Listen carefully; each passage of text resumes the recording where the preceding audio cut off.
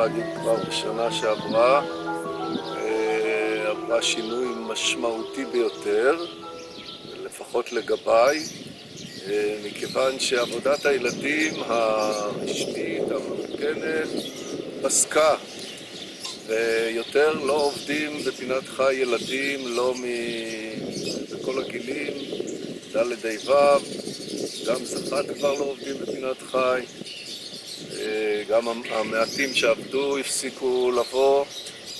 זה תוצאות של השינוי, תוצאות של מערכת בית הספר, שעות הלימודים שהתארכו, סיבות, כל מיני סיבות. אנחנו בתור פינת חי מנסים להחזיר את הילדים או להשאיר את הילדים בסביבת פינת החי. אנחנו מנסים לעשות כל מיני פעולות שיביאו הנה את הילדים בחזרה. בהתנדבות, בעניין,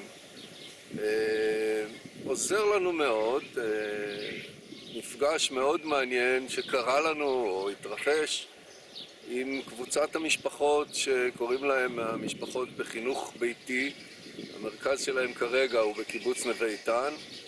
הם חתמו איתנו הסכם או מנוי אפשר להגיד, והם באים לפינת החי פעמיים בשבוע, בימי שני ורביעי, לבילוי משפחתי, ילדים, הורים וילדים, מבלים פה די הרבה שעות, וזה, אני מברך על זה שזה הכניס חיים לפינת החי. פתאום יש יום שיש פה מלא ילדים וגם מבוגרים, הורים וילדים, קצת גם עוזרים לנו. הם גם שתלו פה גינה ומנסים לטפח גינה קטנה, ובמקביל הם ביוזמה של אותם קבוצת משפחות הם ארגנו פה יריד. יריד שהם ביוזמה שלהם, בעזרה שלנו, בהשתתפות שלנו, אנחנו מזמינים את הקהל הרחב בפרסום גם באינטרנט וגם בפייסבוק, ובאים הנה לשעות בין 40 שעות אחר הצהריים עם ילדים. אנחנו מצידנו מפעילים פונית לרכיבה, שזה קצת חידוש.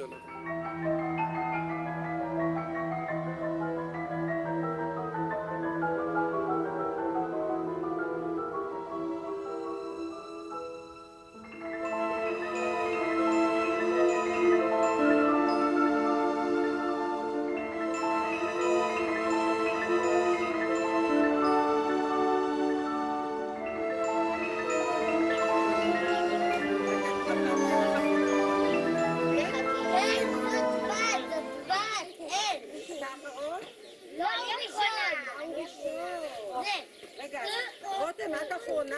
הבת של רותם. היא כל כך רותם. אני אחרונה? בסדר, אז אנחנו יכולים לעשות סיבוב ונחזור ונהיה אחריה. איך קוראים לה?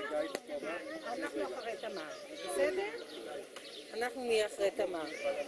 טוב. לא צריך לזה, ייקח אותו בוא נזמתיים.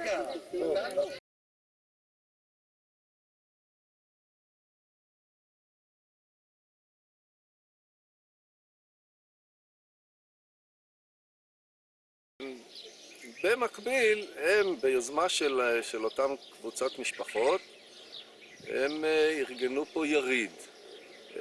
יריד שהם ביוזמה שלהם, בעזרה שלנו, בהשתתפות שלנו, אנחנו מזמינים את הקהל הרחב בפרסום גם באינטרנט וגם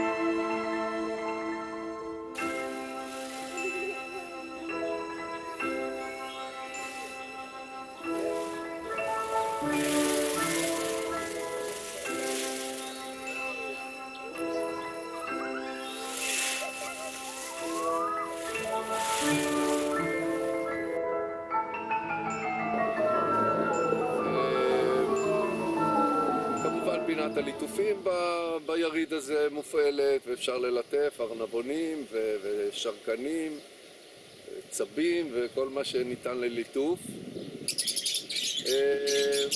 פעולה נוספת שעשינו גם כן השנה, חתמנו מנוי, פעוטון מתל יוסף חתם אצלנו מנוי, והם באים גם כן פעם בשבוע או יותר לשעת פה איתנו, קצת אנחנו גם מדריכים אותם. כל זה בשביל, זה אני אומר לחברי עין חרוד, לנסות ולאזן את ההוצאות הרבות שיש לפינת חי במתכונתה הנוכחית, בגודל שלה ובהיקף שלה, ומנסים להגדיל את ההכנסות, לצבוע בצבעים אחרים. הפעולות האלה אני מקווה שיביאו להתקרב לאיזון.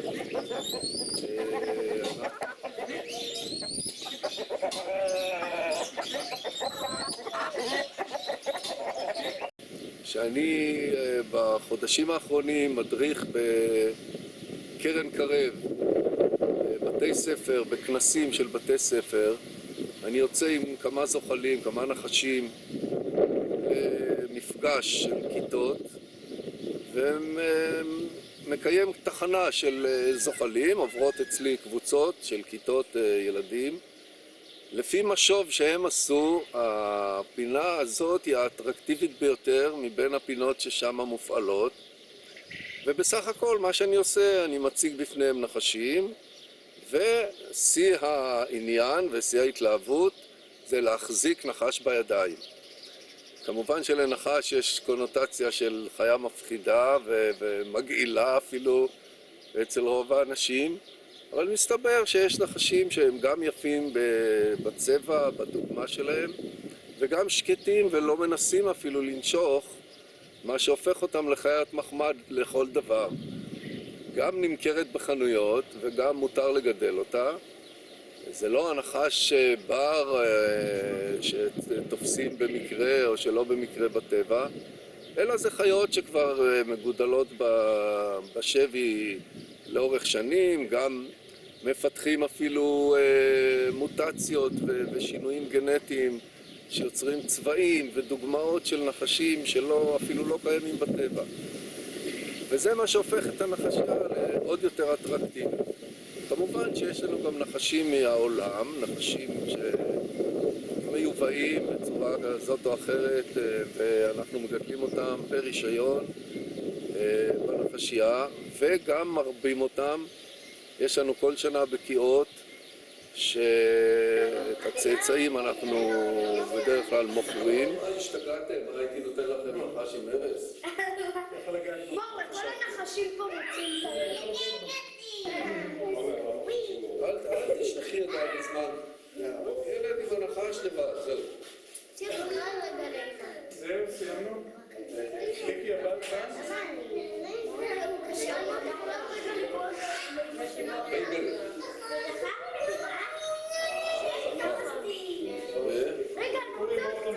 רגע, יש עוד...